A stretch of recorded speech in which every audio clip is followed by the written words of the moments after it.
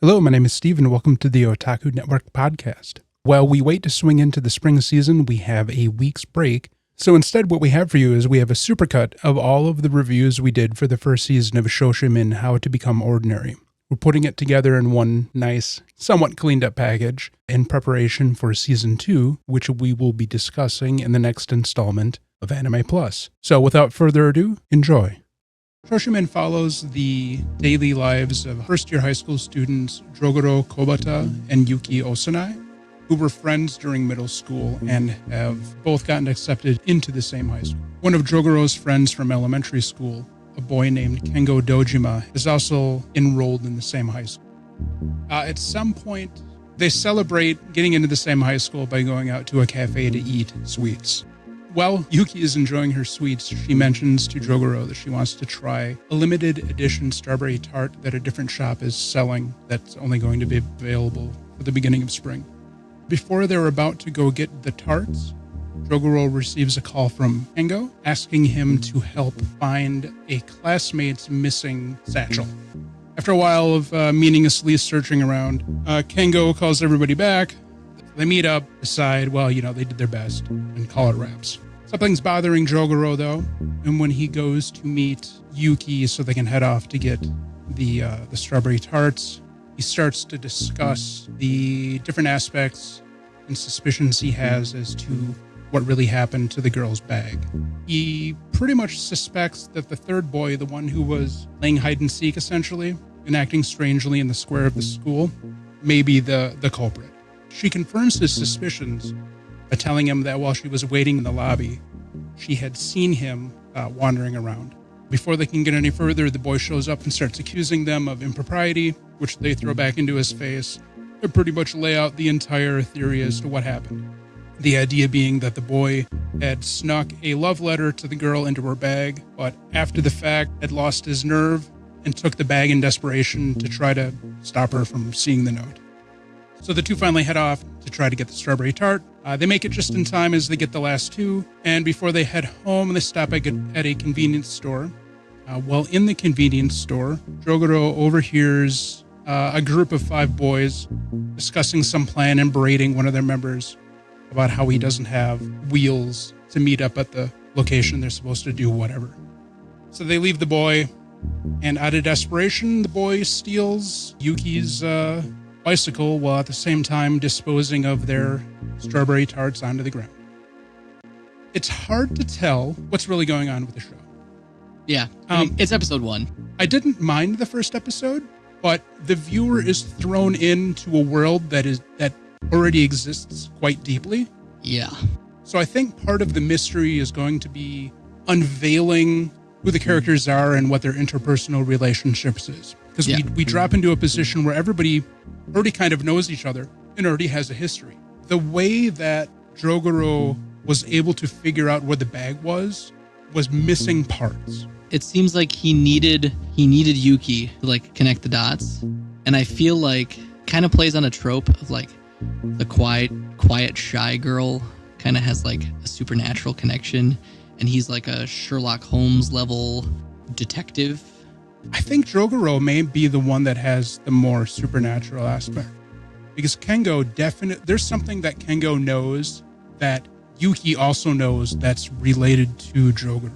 I think one of them is psychic. Okay. And the other has just Sherlock Holmes level detective skills. Drogoro definitely has that Sherlock Holmes level of perception, and Yuki is that diminutive, the shy girl.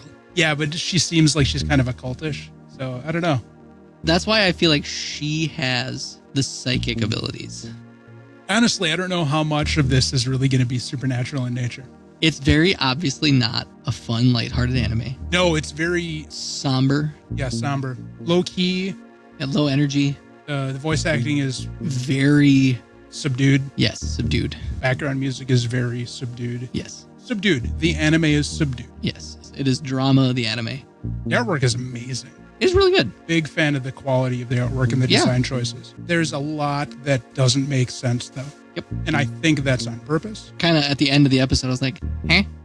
Aside from my confusion, or questions with episode 1. I liked it so far. Yeah. We'll see where it goes. Episode 2 of Shoshimin begins with Drogoro encountering Yuki, the local market. It's about a week after her bike got stolen. She has come to the market in disguise in search of retail therapy. The retail therapy isn't necessarily to replace her stolen bike.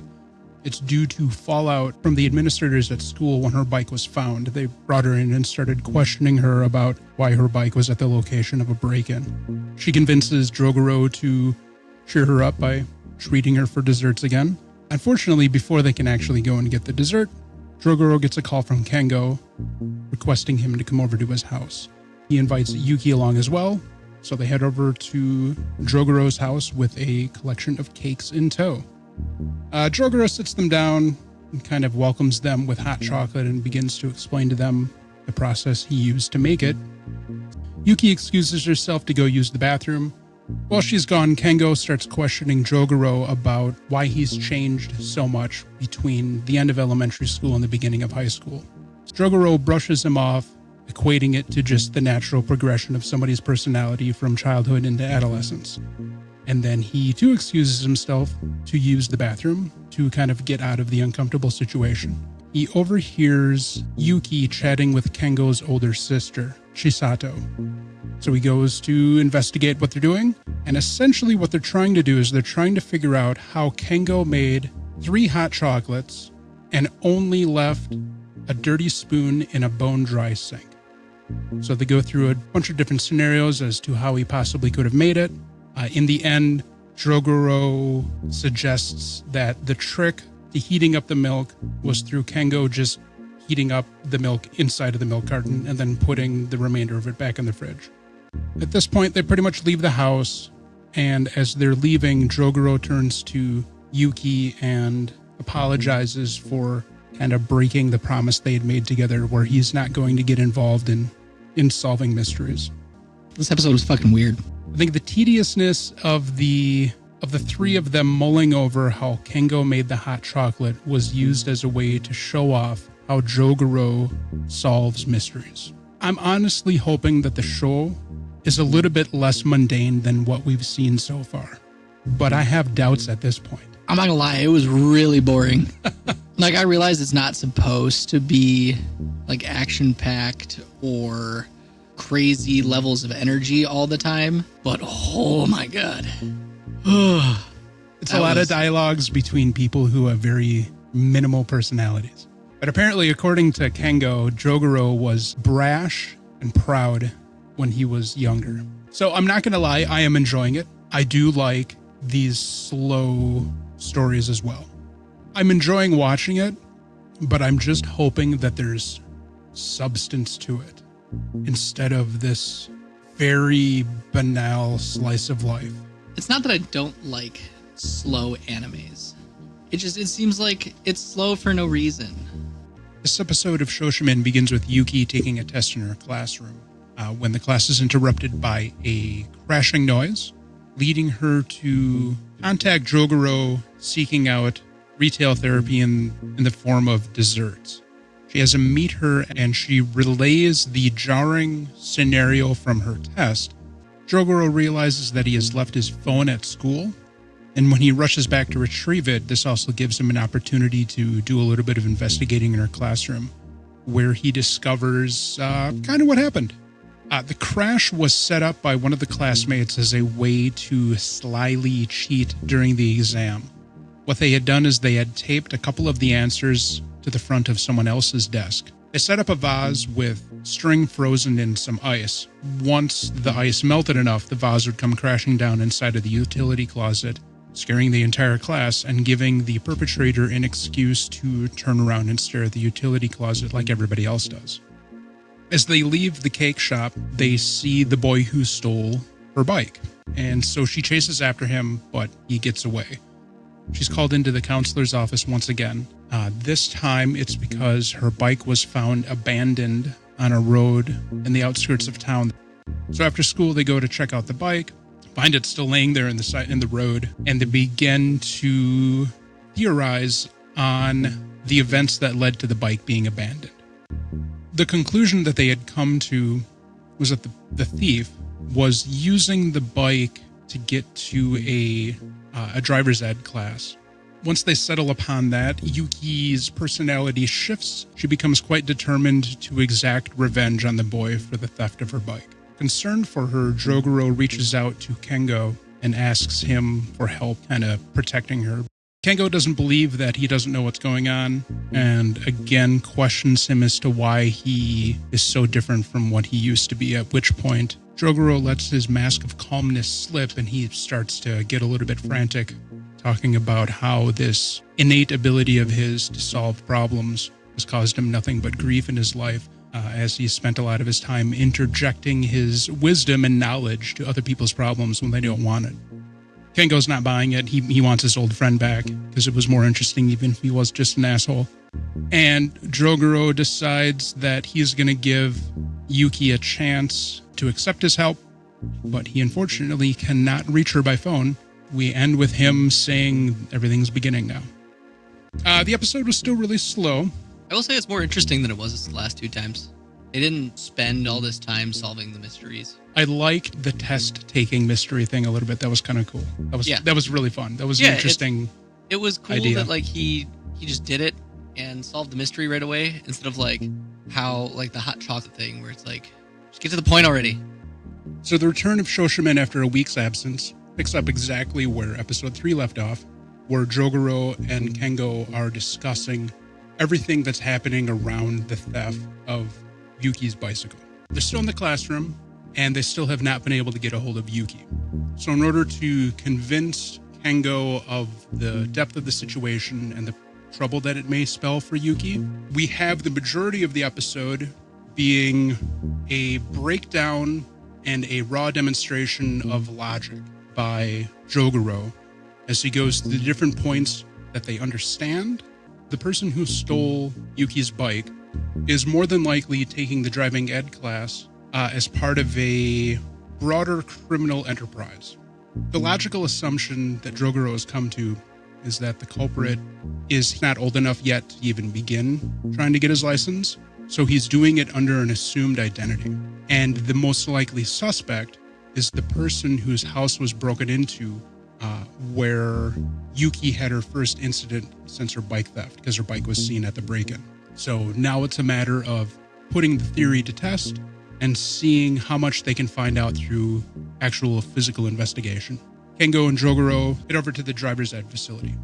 They get to the school, but before they can do any confirmation, Yuki shows up in disguise and was able to gather the evidence they needed to confirm Jogoro's theories and suspicions. So she was able to take a picture of paperwork he was working on at the time where it clearly listed his name as the person who had the break-in. We wrap up with Yuki and Jogoro enjoying some pancakes. Well, Yuki's enjoying the pancakes, Jogoro's drinking coffee. And the couple next to them causes a disturbance, which will probably lead us into the next mystery arc, as they try to determine why this man and woman had a public disagreement, which led to both of them rushing out of the restaurant. I'm just glad that there was like a coherent multiple episode arc. Because at first it didn't seem like there was going to be any arc. Yeah. But now we've had this whole it was crime syndicate resolved. Yeah. They were selling concert tickets. So we found out very quickly through exposition and then a newspaper article that was shown that them figuring out that the boy who stole Yuki's bicycle led to a crackdown of a scalping ring. And in order to protect themselves from any kind of retribution, they had just dropped some anonymous tips to a news outlet, I believe it was. A radio station? No, it was to a cafe. They anonymously went to a cafe and dropped some information to them, which led to the arrest of... That's right. This was the reveal. It was a good episode. Thinking about it in retrospect, it covered a lot of material, but there wasn't a lot that happened in the episode. Honestly, after the entire beginning segment, which was the majority of the episode, where Jogoro was painstakingly convincing himself and Kengo of what he thought the truth of the situation was, it ate up more than half of the episode. It ate up almost the entire episode. I was very intrigued with how he went about it, doing it in such a precise and scientific manner, instead of relying on assumptions. Yeah, he used the scientific method. Jogoro was talking to Kengo about Yuki, and apparently Yuki is a psycho. Yeah. So, Yeah. well, Everyone calls me a fox, but she's a wolf. yeah, the way that I took it and how he explained it to Kengo was she's one of those people that when she's sitting in the principal's office after a fight, her response was, I just blacked out. And then I was here. Oh, she's one of them crazies. That's what I'm thinking, yeah. She's one of them crazies. Yeah. It was a good episode. The way that they wrapped up this first arc was satisfying. And I liked the approach they did to it. Yeah. Where it was less cerebral than what you'd see in like Sherlock Holmes and just strictly data driven. Yeah. I think we have a fork right now. One direction could be what we assume is the next story arc of them trying to solve this public lover spat, or that could just be a red herring and we move into something completely unrelated. This week of Shoshimin brings us to what appears to be a standalone mystery. It begins with Jogoro running into Yuki in the hallway after school, and Yuki is upset, sheds a little bit of tear, but is mostly non-commental. He mentions something about what did she do to deserve the treatment that she's getting. Jogoro assumes that something happened and she got called into the counselor's office again, and Yuki runs off telling him that she needs to go get some pastry-based therapy at Humpty Dumpty and tells him to meet her there. Instead, he goes to find Kengo because he wants to presumably discuss the problems with Yuki with his friend. But that gets waylaid as Kengo instead recruits him to solve a mystery at his club, which is the student newspaper. So the mystery before him is that the 4 freshmen seated before him that are part of the student newspaper had kind of done Russian roulette with a German pastry. The loser of the game would have to write an article about the new bakery that opened up where they got the pastries from. The concept of it is that one of the pastries would be filled with mustard unknowingly, and whoever got the mustard one would be the apparent loser and have to write the article. Kengo is dissatisfied because nobody apparently got the mustard donut. They're essentially donuts. Jogoro's interest is piked, so he begins to go through a series of questions trying to understand the baseline of the situation. After some discussion with everybody in the room, he comes to the conclusion that there are one of two things. One is that somebody is lying, or two, someone perhaps swapped out the pastry. Digs more information, finds out that the president of the club is the one who got them and is unable to participate. We also learned that there was a 5th freshman who refused to even partake in the challenge, and that the pastries were doctored at the school by the home ec club. So he goes to the home ec room and finds a solitary person there and begins to question him, finding out that he is the one who inserted the surprise in the donut. The surprise, though, was not mustard. It was habanero sauce. Jogoro comes back to the student newspaper club room with the bottle of sauce and has all of them sample it to rule out that anybody could just fake their way through getting it to avoid writing the article. They all react pretty violently to the heat, so he crosses that one off the list, and so he has to go back and ask some more questions about the scenario. Begins to talk to them about the timeline of when everybody showed up at the club room. Then it dawns on him that there were originally 5 pastries, and what had happened is somebody not associated with the club had wandered in to drop off a survey that the classes were doing, and in seeing a sign directing them towards thank you treats, they had figured that one of the donuts was fair game as well, and accidentally grabbed the one that was poisoned. He flipped through the forms that had been returned and realized that one of them was from Yuki's classroom, leading him to believe that the reason Yuki was upset in the beginning when he ran into her was because she accidentally grabbed the donut that was filled with habanero sauce. All's well that ends well, I guess. We don't have to worry about Yuki being harassed by the administration at this point. I thought it was a fun episode. In the beginning, when he started to just really drill down to the basics to understand the situation, I was like, oh, do we really have to go over this again? But as it progressed, it made sense from a narrative standpoint of the way he did it. I take it you didn't like the episode. Anime is just so slow. And I'm okay with slow, but it's just, there seems to be no point. I don't think there's going to be any more than what we have. I think this is just a mundane, logical detective work kind of story. I liked it when there was a connected story. We may still see that. It really, really bores me. So take the Sir Arthur Conan Doyle Adventures of Sherlock Holmes. Yes, love those. They're mostly murders. They're crimes. Yeah. They're investigating crimes. Yeah. if you strip away the sensationalism of what he's investigating and then look at his procedure, this is not very different. Right, but there's like cool shit happening that he's using the procedure to solve. I could give two fucks about who didn't eat a goddamn donut with hot sauce in it. Okay, so I think what you're trying to say is would it's not necessarily the process of the investigation that you're interested in. It's in understanding the who, the why, the where, the what, and the how of the sensationalism of what's being investigated. I wouldn't even say that. Logic-based thought processes are interesting. But And, like, and Jogoro's not implementing logical-based thought processes? right, but the stuff that he's doing is, I think it's pointless. Fair. Like, I could live my whole life not watch this anime and nothing would change. To be fair, this one was easy to figure out. Not the minutia of it, but right away I'm like, oh, there was an extra donut. I didn't know how you get to that logically. But I thought, okay, there's an extra donut. Here is why I can say that it's not just the sensationalism. I am a scientist. I use and have observed logic-based reasoning to solve complicated problems in the science field. And that is interesting because in the long run, it's about things that super duper matter. These things, besides being important for the 5 seconds for a bunch of teenagers, are not interesting things. But is there anything wrong or flawed with his process? No, but it's boring to watch. So what you're saying is you are... I want him to do this for something more important than donuts and chocolate milk. So you're agreeing with my... It's boring because it's not sensational. It's mundane. It's not that it's sensationalism. Science is not sensationalism.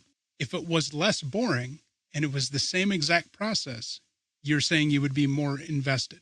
Maybe. So if he was investigating a murder... Doesn't even have to be a murder. If it was like... The first arc, they ended up uncovering a crime. Well, they were investigating a crime to begin with, but they uncovered a bigger and I was crime. telling you, as we were going through that, I started to enjoy it more. But then we get Jelly Donut episode, and I'm just like, fuck this anime. So again, it's because of the sensationalism of what they're investigating. I want something to happen. I don't know if it's going to happen. I want something to be important. I think the point of the show is just the investigative process. If Shoshimin was more dramatic, but it was the same exact story, would it be more interesting to you? Probably. The show is realistic. Too realistic. I think that's your big problem with it. Well, you're not invested. There's nothing to be invested in. It's too realistic. It's very realistic. Too realistic. It's real life, the anime. I'm waiting for somebody to start doing their taxes, and then I'll just be like, it's too real. This is just Second Life, the anime, except we're stuck in high school. We got the shitty ending. Perpetual high school. Do you need a beach episode to be excited? Episode 6 of Shoshimin begins with Jogoro at the local summer festival, and he gets approached by a little girl dressed in a yukata wearing a standard issue festival mask. He incorrectly identifies it as a lost little girl, at which point she kicks him and reveals that it's Yuki instead. They spend a little bit of time in the festival. She's avoiding some other kids from her past, so he's kind of hanging out with his friend. Presumably the next day she shows up at his house, and she has a plan to while away the summer days by visiting all of the local sweet shops in their area. Even though he doesn't like sweets, particularly Western sweets, he agrees to her demands. Perhaps the next day after that, they had made plans to go hit the first location to get a couple of different things, but she informs him at the last minute that she's unable to join. Something has come up that has kept her at the house, but she wants him to go in her stead and then come back to her house with a list of specific desserts. So he goes to the shop on his own with the list, and one of the items, a cake of sorts called a charlotte. She'd requested 4 of them, but there were only 3 available, so he just gets the 3. Heads to her house. They're just getting ready to sit down and eat when she gets a phone call that she takes in a different room. He gets kind of anxious because the phone call is taking quite a while. So he first sets out all of the cakes and then eats his charlotte, having given her 2 of them because she's the one who really loves the sweets. The charlotte impressed him so much that he begins to debate how easily he can get away with stealing her second one because she doesn't actually know how many he bought. So he starts going through a series of scenarios in which he would eliminate the evidence to present to her the idea that there were only two of them because he really liked the cake so much. She comes back and he feels that he has done a sufficient enough job until he realizes that the amount of napkins packaged in the container that the cakes came in could give away the fact that there were more than are being presented. Comes up with a ploy to spill his coffee to get rid of some of the napkins, and when he sits back down, he goes to grab his handkerchief to wipe some sweat off of his face, realizes that he had used the handkerchief to get rid of some of the evidence, and instead reaches for tissue to wipe his face off. At this point, Yuki attempts to trap him so she can confirm her suspicions that he's hiding something from her in relation to the desserts that they're eating. The entire giveaway was the fact that earlier when he had showed up, he had wiped his face off with his handkerchief, so she figured he must have used it for something else that required him to keep it hidden and out of sight. She forces it out of him that he ate the second of three of the Charlottes, and they kind of part on amicable terms as she was amused by his attempt to deceive her and her ability to suss out the deception. Yet again, we have another mundane mystery. I actually kind of enjoyed this episode. I liked when he was going through the different scenarios in his head of how he'd have to destroy the evidence or modify things so that it only looked like there were two of the Charlottes. He's a piece of shit, trying to hide that cake from his friend who loves sweets. Oh, and he hates sweets, and he was like, this is amazing. Yeah, I know. I was like, you fucking hypocrite. He destroyed that thing. He's like, delicious. This is the best. He did inhale that fucking Charlotte. He put a good amount of garbage in his pants pocket. He did. He really like did. Wrappers, his soiled handkerchief. Those poor pants. So I'm wondering if the prolonged conversation, perhaps combined with the earlier thing that came up that prevented her from leaving the house, will be the next longer arc. Or it's just going to keep one-offing us. I don't know. The only arc we got was that driving school arc. And they're like, yeah, you know what? No more arcs. It doesn't feel like boring it would do mystery that. of the week. Have fun. I want to know how this girl doesn't weigh like 400 pounds. It's probably all she eats. Right, but like, how does this girl not weigh 400 pounds? She definitely downs the desserts. She obviously is not physically active. No, she's not. Unless she's doing mixed martial arts on the weekends because she's, this crazy tiger that they referenced. The thing that became very evident with the end of this episode is Droguro is really bad at lying and being deceptive. There's this thing that I noticed that is indicative of a liar. He can't look her in the eyes. Yes, and if you notice, he kept looking up and to the right. Did you notice that when he was lying? Yeah. That is indicative of somebody that can't lie.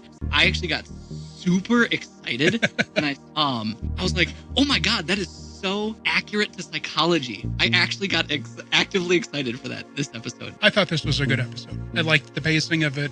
The beginning portion where they're at the summer festival seemed out of place. So, yeah, that was really weird timing. Yeah, I don't know if they were only using it as the setup for her presenting him with a plan for the summer. I don't know. She could have just shown up. So I'm hoping that it will be more meaningful as we carry on. I hope so, because I was like, oh, it's going to be a summer festival episode. And I was like kind of interested to see what mystery was going to happen at a summer festival. And then they're like, summer festival's over. I'm like, come on. I was genuinely interested for 5 seconds. And then she's like, sweets. And I'm like, fatty.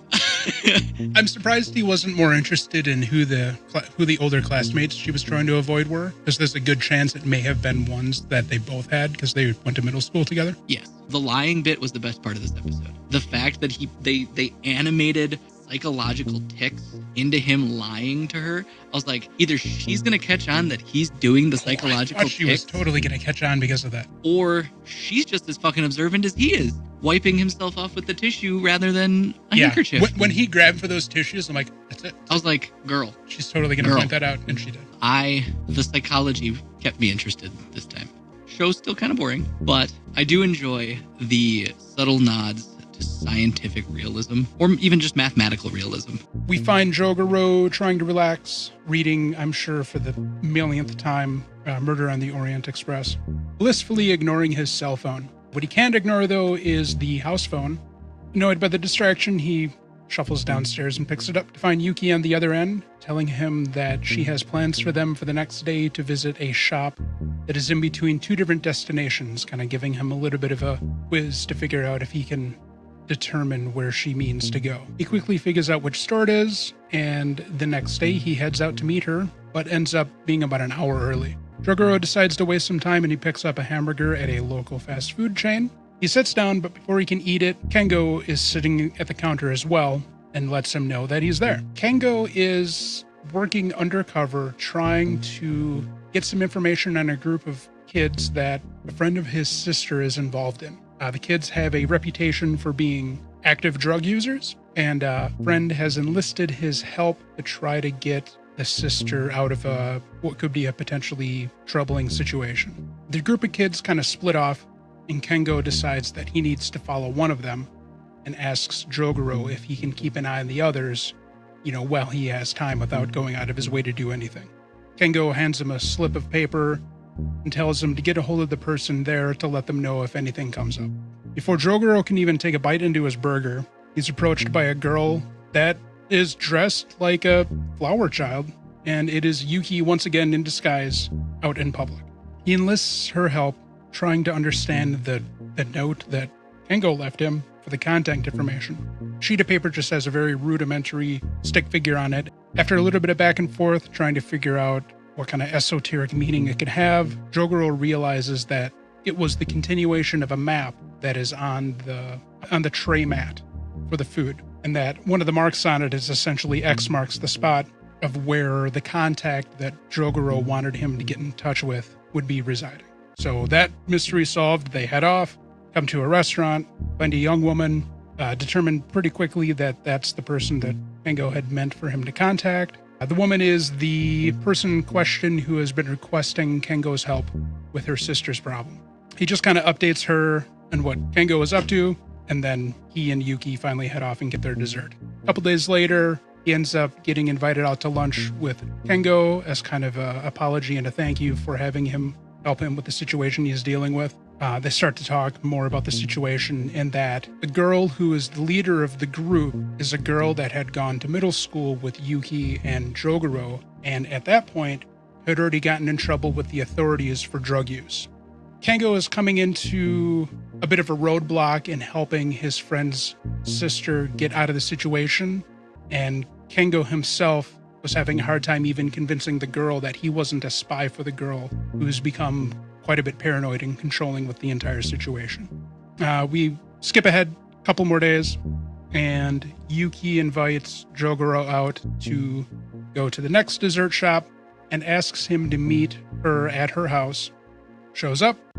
She doesn't answer the door. Her mother does. She informs him that Yuki ran out for some quick shopping and that she will be back soon and he can just come in and wait for her. While they're waiting, though, she gets a phone call, and the person on the other end of the line is telling her that Yuki has been kidnapped and they're trying to ransom her off. That's where the episode ends. So I'm going to call it right now. This is just a ploy by Yuki. With how mundane the series has been, it seems way out of character for the show itself to suddenly have this crazed kidnapping for ransom plot. She may have cooked up this elaborate scenario to get his brain juices cooking as a way to say thank you for following her around all summer as she eats empty calories. That's my suspicion. It's a weird way to get a guy's rocks off. They are not normal people, and their relationship is very complicated and unusual. And since last episode, I keep thinking about what their relationship actually is. Why are they friends? Why do they pretty much spend all this time together? I just got excited that something exciting might be happening. No, this was a good episode. I always appreciate a slice of life anime that deals with the darker reality of adolescence. Mm-hmm. I really appreciate when stories do that out of Japanese media. I watch a ton of slice of life, and they're so sugary normally. They're just so removed from what real life is actually like. When you get a show that does talk about the difficult things that are real, it makes it more enjoyable because of how rare it is. So I really liked that they brought up this idea of there's this group of kids who are a bunch of druggies. The dynamic of the group and the way that Kengo is explaining it seems very strange. The concept of a ringleader of drug use seems a little removed from real life for me. It's the idea of peer pressure. You want people to be as low as you in a lot of those mentalities. Or she just really, really wants to be in charge, and this is her way of enforcing her power trip. The girl that Yuki and Jogoro went to middle school with, Isawa, it seems more like she is just a control freak And I don't know if the drugs are necessarily the catalyst for her behavior or the use of the drugs within the group setting. I think it's just more of her personality of just wanting to be this domineering figure. Right. I'm not saying that the drugs are causing her to do that. I'm saying her pushing those drugs is her way of control. All in all, the threat of an actually interesting story is... The threat. I like the way you put that. It had me excited at the very end. The whole story was interesting. It dealt with subjects that were consequential, like a cupcake with habanero sauce on it. So consequential. They ended world hunger by figuring out that habanero sauce. Did you noticed Yuki right away when you walked into the store, right? Yeah. Like before she even introduced herself. Okay. Yeah. She was not hiding very well. No. She was in a fucking flower child costume. Like... We'll see what the truth of Yuki's situation is next week. I'm saying it's a setup, that it's something to occupy Jogaro's mind and make things exciting for him. I hope you're wrong. I want the series to be exciting. Okay. I really want it to be exciting. Episode 8 of Shoshimin picks up 5 minutes after the end of episode 7. Yuki's mother, intelligently, of course, calls the police right away, and Jogoro excuses himself, feeling that he doesn't have anything to do with the situation.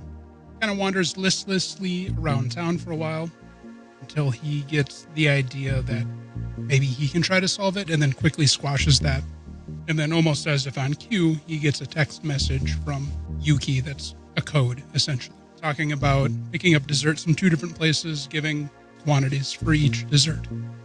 Jogoro's interest in trying to figure out what happened to Yuki has been renewed, so he calls Engo to try to help him figure out the mystery. The message that Yuki had sent him was essentially a variant of the one she sent him a while ago to test him to see if he could figure out where she was. So they determine she's probably being held in a gymnasium that's been condemned, and they're in the process of reconstructing.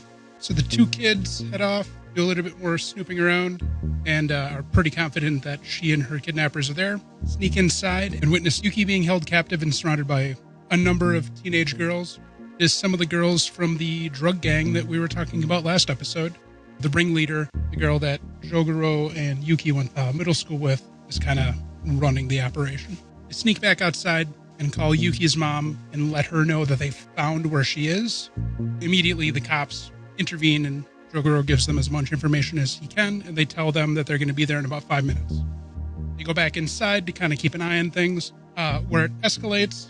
Primarily, the assault is due to Isawa blaming Yuki on her arrest for drug use while they were in middle school.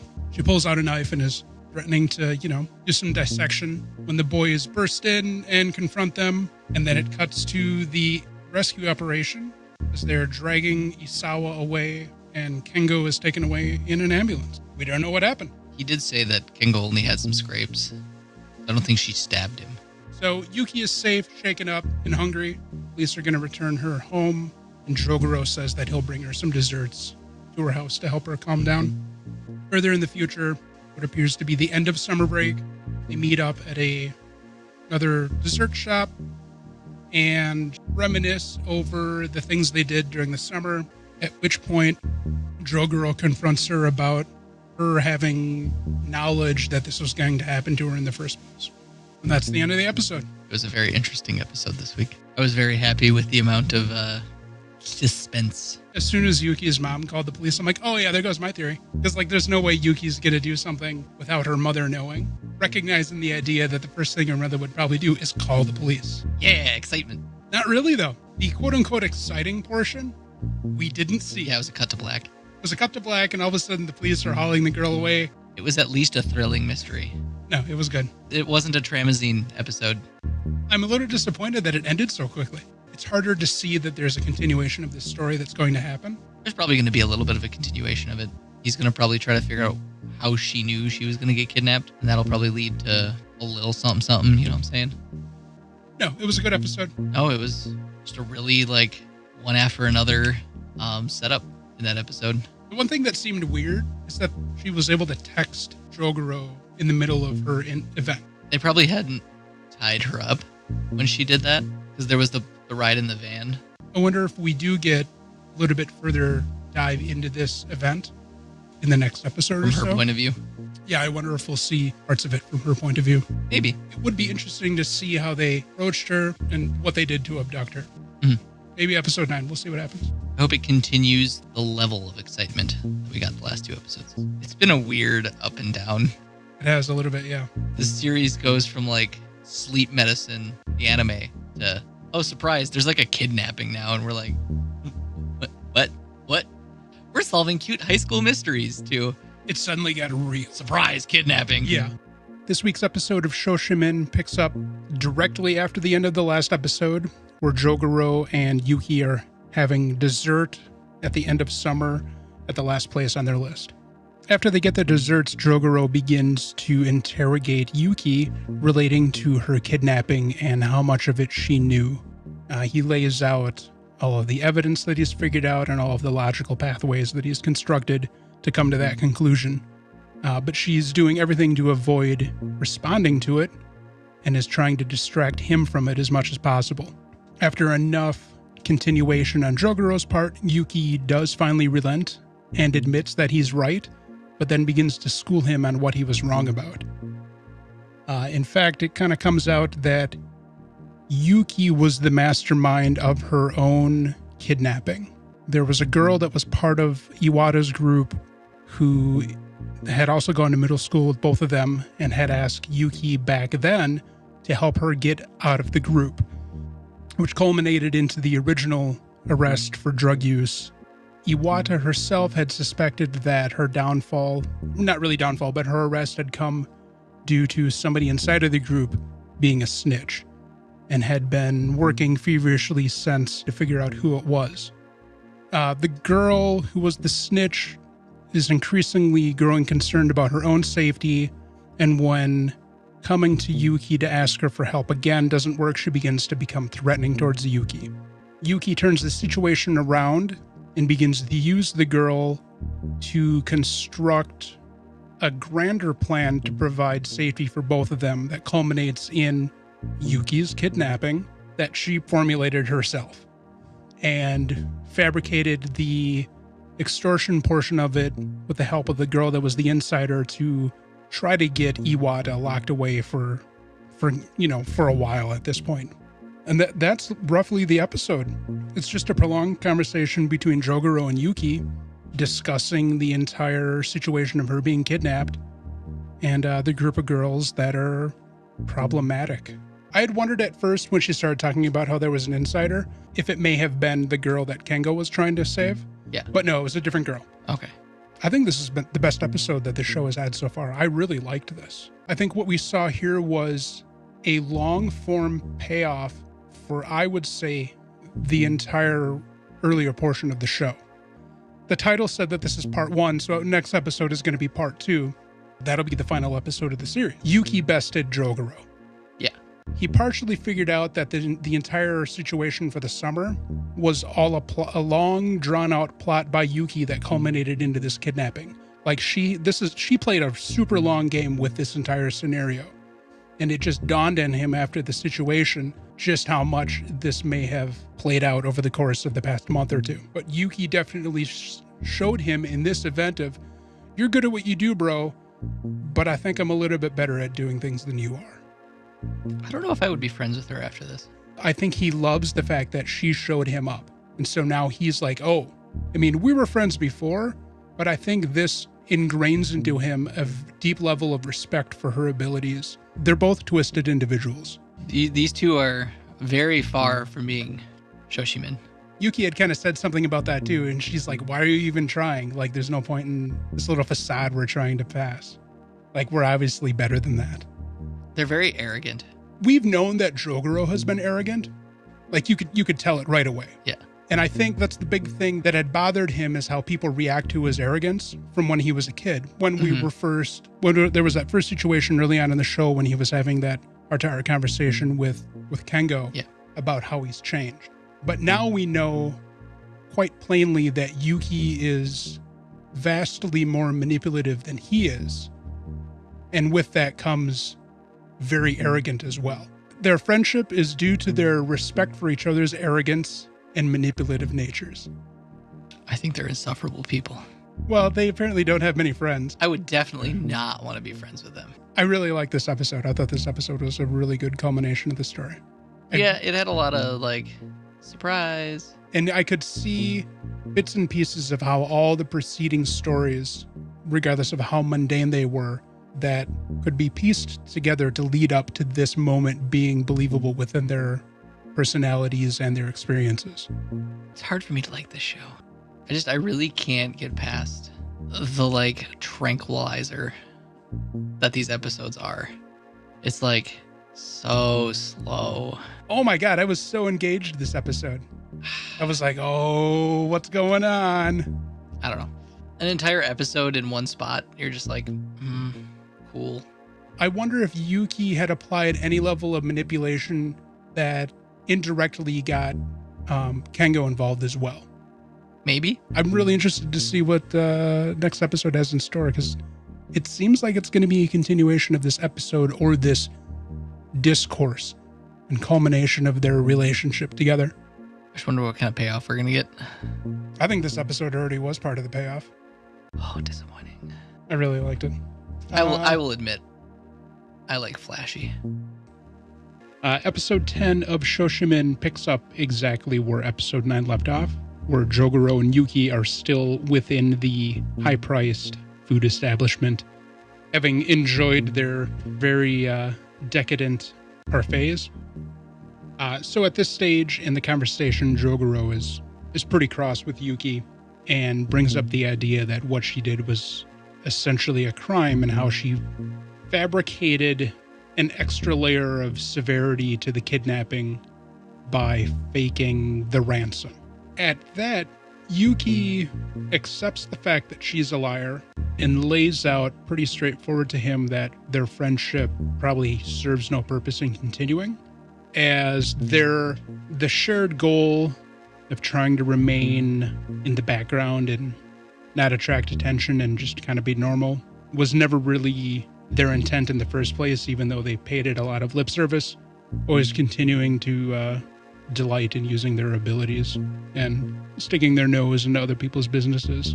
Yuki pretty much lays out for Jogoro that this had been a years-long plot by Yuki to bring down Isawa, someone that she felt threatened by, and knew that she could count on Jogoro to unknowingly assist her, whenever she needed to be.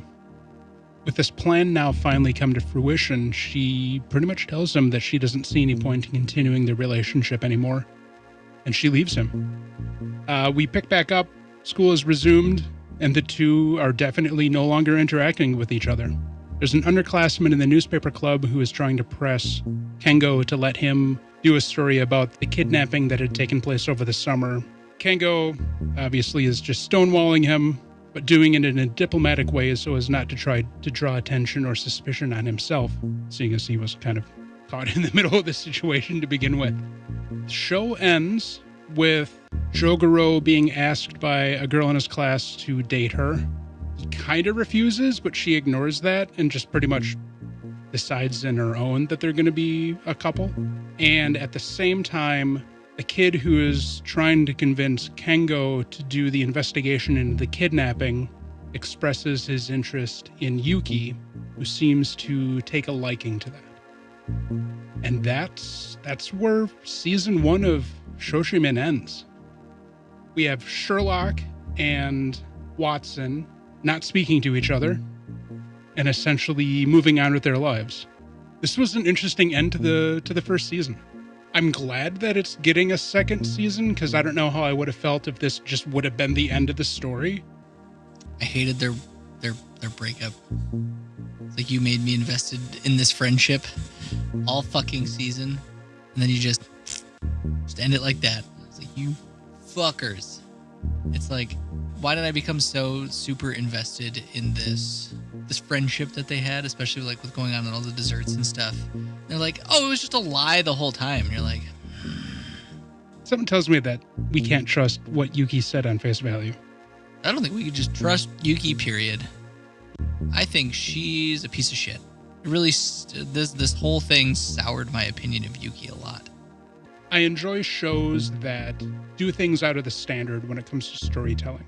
I enjoy stories where the good guys don't always win in the end. As an example of something that's a little bit more tied into reality and everything doesn't always wrap up nice and tidy. I mean, we're getting another season. It will be interesting when we return to the story in the spring find out what was behind what took place in this final episode. With her just doing a 360 and spinning perhaps this fabrication that everything was this long arcing plot of hers.